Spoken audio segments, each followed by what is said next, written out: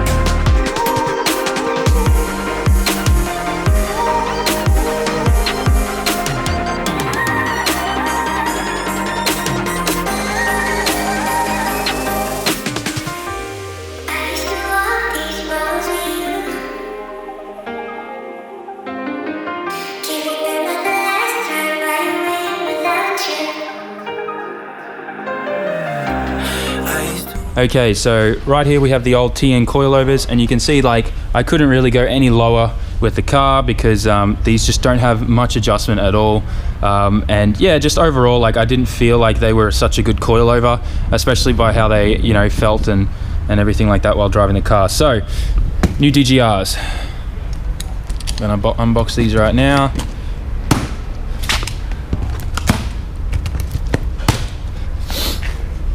And the best thing about these is there's just so much more adjustment in them. So really looking forward to running these for tomorrow's event. Try and get this all open. Boomtown. So these are their race and track kit, but I've put some softer springs on here. That's the fronts. Get those out right away. I'm doing really well for putting this coilover install. I'm already only 15-20 minutes in right now, so got plenty of time. Doing good. These are the little brackets. They're for your brake caliper brake lines. So these go onto the coilover here, and then you're able to slip your brake line in there and do it up. Put the clamp on. Damper adjusters in the top, and then C-clamps for adjusting the height and the preload of the spring. So I'm going to go and unwrap the bubble wrap on these. And they package these so well for shipping, so kudos to them. All right, I'm going to unpack these and get started. New versus old. So these are DGR's race edition ones, as I said before, and I went for a custom spring rate of 12 in the front and 7 in the rear. I chose that option to get a little bit softer than normal for race or track type coilovers, because after speaking with Okochan from Yashio Factory and a few other drifters in Japan, they really highly recommended that I didn't go for stiff, because you won't be able to feel the rear of the car so much. And apparently it's very common in Japan for a lot of Japanese drifters and drivers to actually kind of laugh about foreigners and how stiff they make their coilovers in the rear when drifting. It's just so foreign and unheard of to them. So I really want to try and set my car up like that and see how it goes. So that's what I went with. But I'm really loving the new color scheme. It's kind of like a lighter orange, the purple, what do you call these? I don't even know, kind of protector covers. And then, you got your chrome kind of covered collars. I love the new color scheme. It looks awesome with the white springs. Okay, so I'm going to smash these back in, hopefully get them in within 20 minutes, and then I got to send the car off for a nice alignment, and we'll be good. I'm literally just going to be matching the same height as the TN, so I'm going to put these side by side, measure them, and then just adjust them so they're identical. And let's get started on that.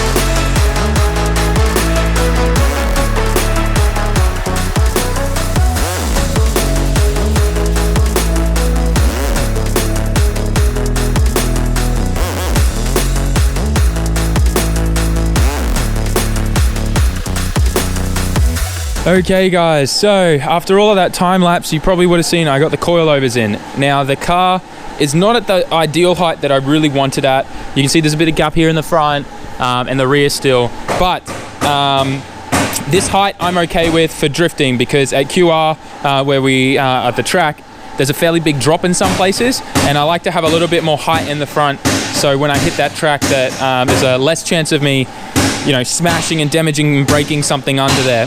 So it is sitting a bit high in the front, but that's okay. And I've just finished getting my wheel alignment set up for drifting, so I'm really pumped to try that out tomorrow. It's going to be awesome. Right now, everyone's in full swing drift prep. We've got Kira and her car, which is a little NA SR20. You've seen her in previous videos, I'm sure. She's now full-time staff, so yay, Kira. I'd clap, but my hand's holding the camera. So she's got a really nice car. She'll be out sliding tomorrow. Mikey's doing a service on his as well. Little sneaky side exit exhaust. His is a total track car though, so it's not registered or roadworthy or anything like that. It's a little beater. And yay. Anyways, he's getting his all serviced and ready. Sam's working on a 33, finishing up our custom exhaust, which is all tacked together on the floor here and looking mint. Okay, so Ben's car hasn't actually gotten that much further along. Unfortunately, when they went to bolt the new turbo on, the compressor housing was much larger than the other one, and it was hitting and contacting with the valve cover on the RB20. So what they've had to do is they had to cut this cheap China manifold that was on there. Now, this isn't obviously something Ben would have chose to put on his car. He's going to get a custom CRG proper one made up shortly. But what we had to do was cut this, take some material out, then squeeze these two together and then re-weld it. So that'll get him by for tomorrow's drift event. So literally the car is in pieces. We have Cal right now who's finishing the wiring of the car. He's a true champ, hanging back late, helping us out. So yeah, things are a bit hectic right now. I don't even know what's happening now. Drop him! Drop him! Oh my lord. So, welcome to underneath my car. Right now, I have to take the slave cylinder off from my clutch, and then I'm going to put an adjustable push rod in so I can get where the clutch bites in on my pedal back to where it used to be before I did the clutch upgrade to like the button, the sprung button clutch that we put in. Okay, so I'm not sure how well you can see this, but here is the factory push rod, and here is the adjustable one. So it's much longer, and you have these two nuts here that you can just move and change where the clutch engages and disengages, and you can just play around with that pivot point kind of thing. Oh man, it's too long, so I need to cut it and trim it now. Okay, so I've cut down this adjustable pull rod now, so it's I've taken off probably about 2 to 3 centimeters. So now it should be enough for me to get it in there, see what it's like, and see if I need to take any more off. It is a bit of a process with these, so kind of sucks, but it's well worth it.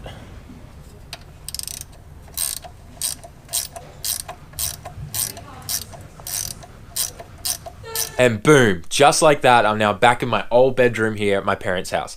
Today was super insanely busy and super stressful for me. I had like little to no time to be able to get the coilovers done and work on the 34 and everything and get it ready for tomorrow's drift event. So I was just stressing like crazy, and I had to rush like so many things, and I was like stressing out because I was trying to make sure that I didn't forget to do up any bolts or anything like that. So today was just really stressful. I know I've repeated myself like 4 times there, but just so you guys know and understand. So what ended up happening with the adjustable push rod? Well, it turned out it made it worse. So I took it out, put the factory one back in, and left it as is. It'll be fine. I can figure out how to fix that engagement point later on. Sam Vane was suggesting that I get the Nismo extended pivot ball that goes in the gearbox. But if some of you guys know, the 34 actually has that newer type of clutch, which is like a pull where it pulls on the pressure plate or something like that. That's all a bit of a confusing mess right now. So I'll sort all that out later. It's okay. It's just not where I really like it to be, which is fine. I can deal with that. So right now I'm literally just going to pretty much just make sure I have everything prepared and ready for tomorrow. So that means charging batteries and things like that. I'm going to make sure my GoPro camera angles are going to be sweet for tomorrow. I'm going to be having it like behind me, coming like in between where the two chairs are and stuff like that while I'm driving. So I can give you guys more shots, as well as my sister might be coming with me tomorrow, which means she can get some shots from outside of the car and like outside on the track from the sidelines and stuff. So that'll be cool. But yeah, I need to bring my helmet, and yeah, obviously if any of you guys end up coming tomorrow, I'm not sure if this video will go up tonight. We'll see how I go, but make sure you bring a helmet. If you want a passenger run, you need a helmet. So just letting you guys know, if you do come to future events, or if you do come tomorrow and this makes it up tonight, then you know it does. Anyways guys, thanks heaps as always. Make sure you like, comment, share and subscribe. Tell me in the comment section what you thought of this vlog. And yeah, this is gonna be like my first kind of like crazy daily vlog where I filmed it and then tried to get it up tonight. So yeah, I guess that's it. As always guys, ciao matane.